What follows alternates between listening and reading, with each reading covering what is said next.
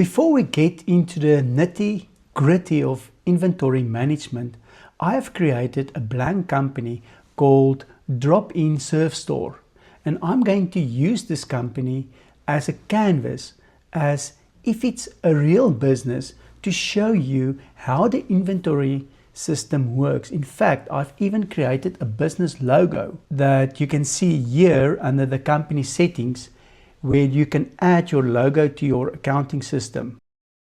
Drop-In Surf Store starts like most small businesses: few resources, tight cash flow, and a handful of core products the owners believe in. Our first product range is the Warrior surfboards.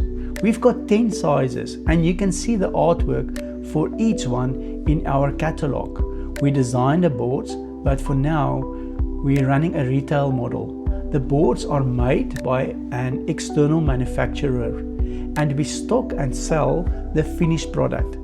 Your business model is what determines how inventory should be managed.